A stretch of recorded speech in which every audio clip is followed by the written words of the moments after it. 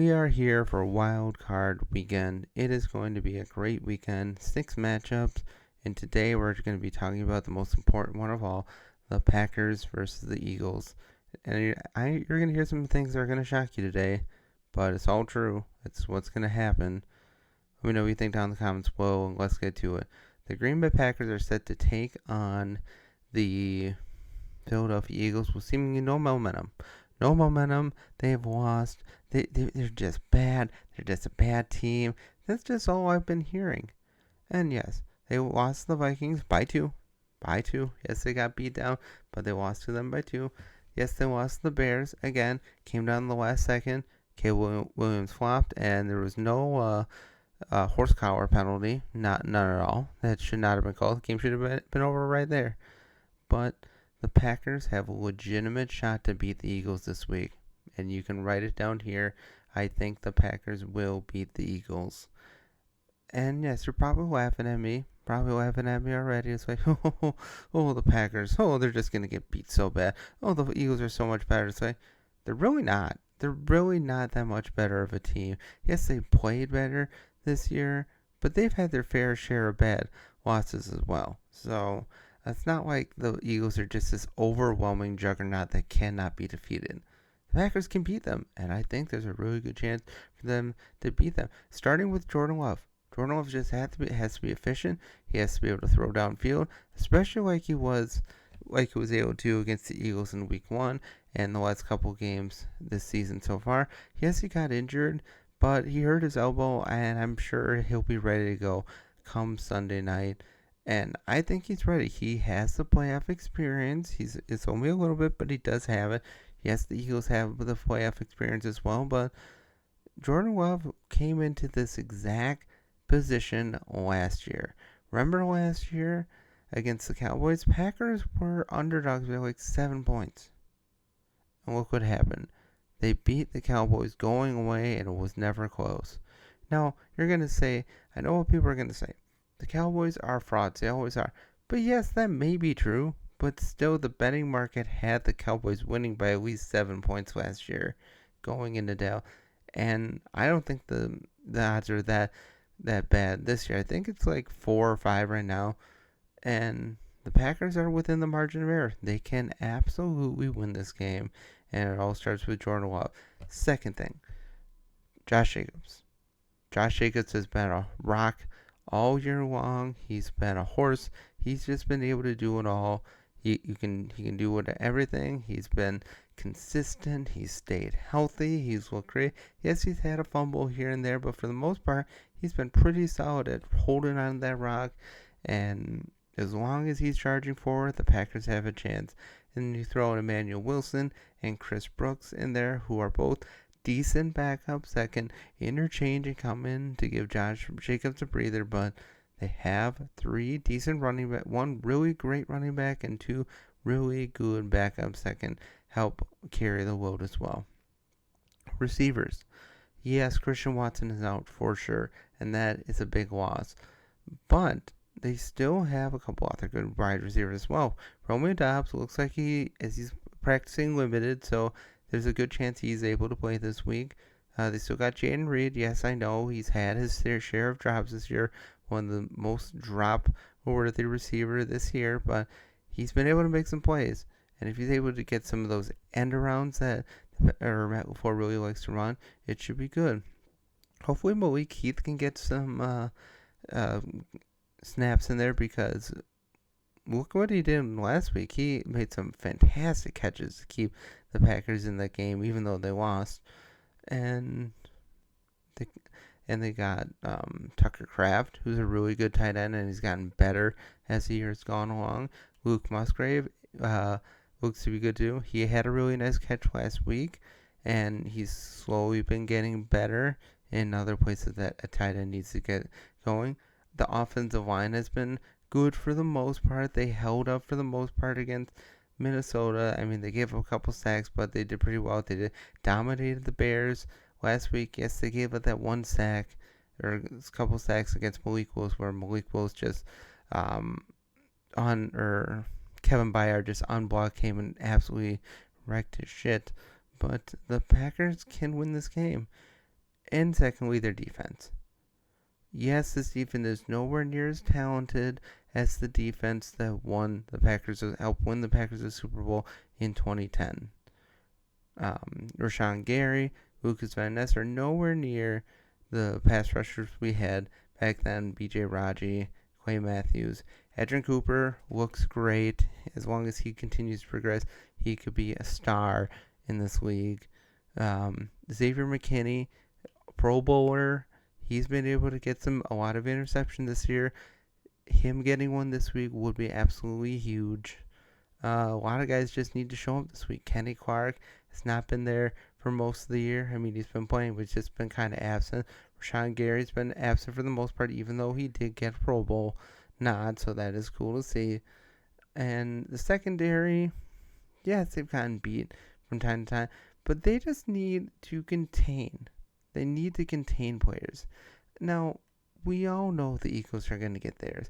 Saquon Barkley's going to get his yards. Just got to keep him down in the touchdowns, keep him around 100, 110 yards, and the Packers have a really good shot to win. Jalen Hurts is coming off a concussion. He hasn't played the last, basically 3 games because he only played a little bit in week 16, then he was out. I know people are going to laugh at me. Oh, Jalen Hurts will be fine. Oh, he'll be fine. He's going to just do what he does best. Like, he's coming in a little rusty.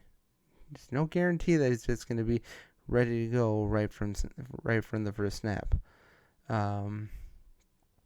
Another big thing for the Packers defense is to keep them in down and distance position. Keep it at 3rd and 4, 3rd and 5, 3rd and 3 even. Make sure that the tush push can't be used, because that's what the Eagles do all the time. As long as they get to like 4th and 1, 4th and 2, they're going to tush push and they're probably going to get it. Now, if they can keep them away from those positions, like I said, 3rd and 5, 3rd and 4 even, they could make next year, I think, a little differently. Now, they'll still probably go for it against the Packers. The Packers defense has not been great on 4th down, not really been great on 3rd down either. But as long as they can keep them away from those situations, the Packers have a good shot. A.J. Brown, keep him from getting big catches down the middle. Now, they weren't able to do that as well in the first game. A.J. Brown had some really nice catches where he just scissored through the Packers secondary, especially that long touchdown grab that he had. It was just such a quick strike. Packers didn't know what hit him. Grant Calcaterra, Dallas Goedert are still. Well, Goedert is still the starter, but Grant Calcaterra has shown that he can be a pretty good tight end out there, especially blocking one as well. Devontae Smith is another weapon you absolutely have to keep all eyes on at all times because he's sneaky quick. I mean, he's not the biggest wide receiver in the world, but he's had couple of pretty big games this year, and all the while he's been filling in a lot when A.J. Brown has not been there. So keeping him under wraps. I know they're going to say like Jahan Dotson, but where's Jahan Dotson been all year? That's what I heard. It's like, you keep Jahan Dotson under wraps. Like, Jahan Dotson hasn't really done much of anything this year. But the big thing is to keep Saquon Barkley, they're down around 100, maybe 110 yards. Keep him out of the end zone. Jalen Hurts, prevent him from getting the tush push. Keep him at situations like 3rd and 5, 4th and 3, 4th and 5, stuff like that. And A.J. Brown, keep him from just slicing you down the middle. And we know the Packers have struggled with that all year. The Packers have struggled with that all fucking year. They've been struggling with wide receivers just getting into the middle of the road and just killing them. But yeah, I think the Packers have what it takes to. Evan Williams might be able to go, which would be a big help in the secondary. Romeo Doubs looks like he should be able to play. A couple others as well. I know there's no Jaire Alexander, but come on. Packers have played a lot of the year without Jaire Alexander.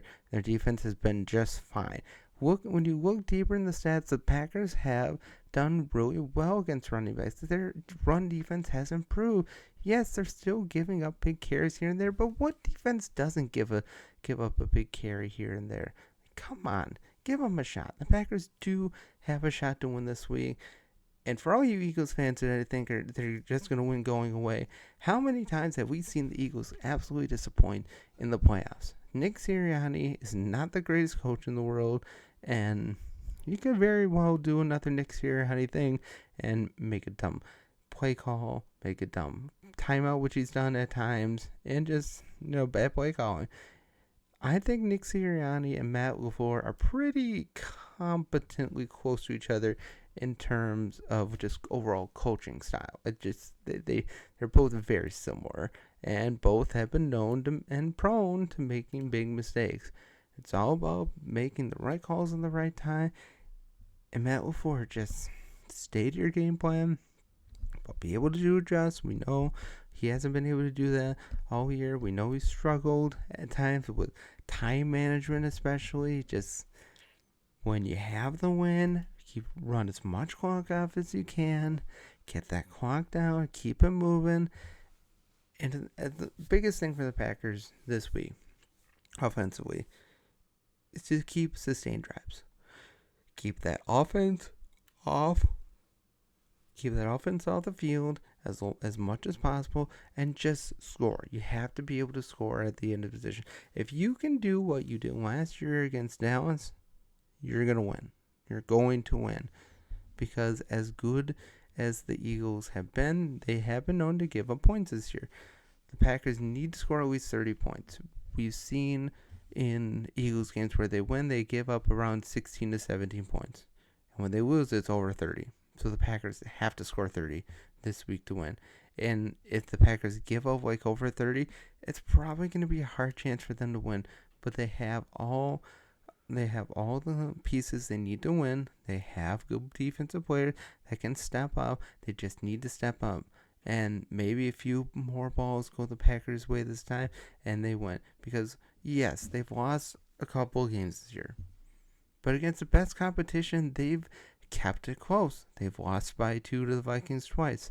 They've lost the Lions by 3 and also 10. Yeah, the 1-10 outlier. They only lost the Bears by 2. They lost by 5 to the Eagles. And remember, the Packers were going to win that game until Jordan Love went out with an injury, and Malik Willis coming in, or barely learning the playbook after 2 weeks. So if a healthy Jordan Love is in there for the full game, I like the Packers' chances. I know people are going to make fun of Jordan Love that he's overrated. He's overrated. It's like, hey, he's still like 26 for 11, 25 for 11 this year, touchdown to interception ratio. He is a good quarterback. He may have not have had as great of a year as he did last year, but he's still a pretty solid quarterback when all said and done. And his team made the playoffs, and when you're in the playoffs, any given Sunday, baby, any team has a chance to win. Just for a side note, I'm going to quickly go over the other games. We're going to preview the Vikings and Rams game as well, but I think Pittsburgh honestly beats the Ravens. I think the Ravens find a way to Raven their way out of the playoffs. Chargers should beat Houston, but I mean, Houston was in this position last year, and they kind of surprised last year. Tampa Bay should be Washington, but their defense has to stand up. Not sure if that's going to happen. And the Bills, I think the Broncos can keep themselves in the game with their defense, but if their defense gets had like they did a couple weeks ago against Cincinnati, which the Bills can absolutely do, the Bills are going to run away with this game. But those are the games. We still have one more to preview that'll be coming up in the next day or two. So let me know what you think down in the comments below. But in the end, the Packers win this week, 34-31.